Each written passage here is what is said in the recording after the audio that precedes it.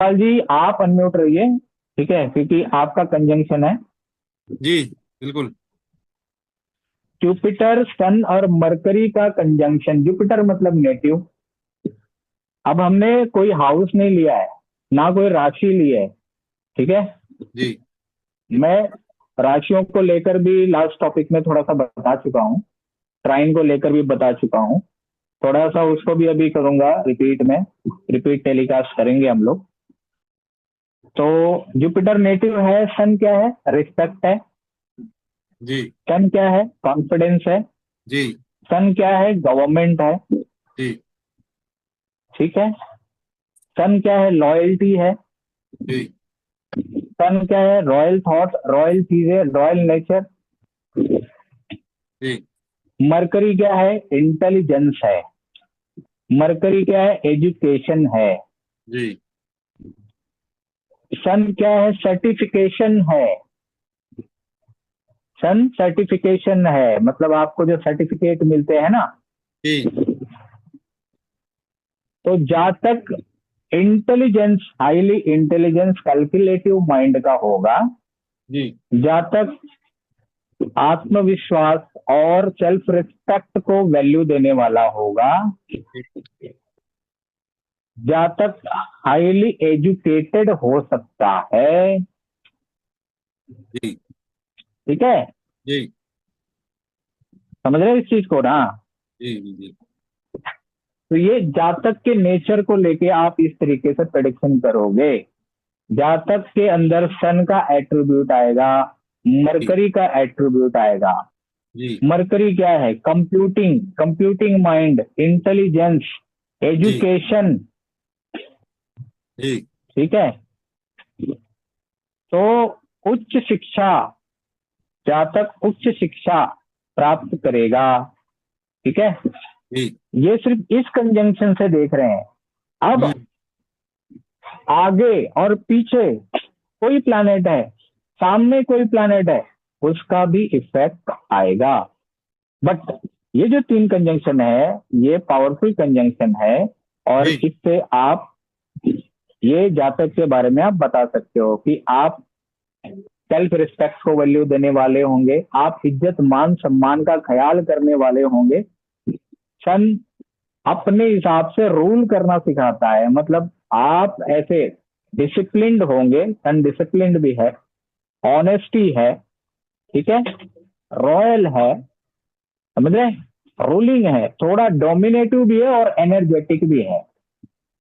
थोड़ा सा डोमिनेटिंग भी होता है, जब उसके हिसाब से काम नहीं होता तो वो जी डोमिनेट भी करता है। तो ये नेचर जातक के अंदर आएगा। चूजी नेचर भी आएगा। सेलेक्टिवपन, सेलेक्टिवपन होता है ना।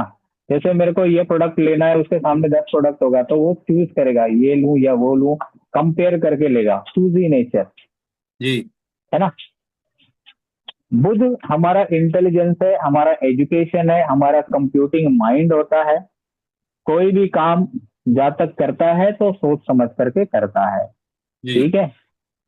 तो इस तरीके से प्रिडिक्शन खाली जातक को लेके निकलेगा। अब सन की बात आ जाओ करने। सन क्या है, फादर, जुपिटर, जी लक, मरकरी, इंटेलिजेंस। फादर कैसा होगा, इंटेलिजेंट होगा। जी फादर धार्मिक होगा। जी गुरु क्या है, धर्म है।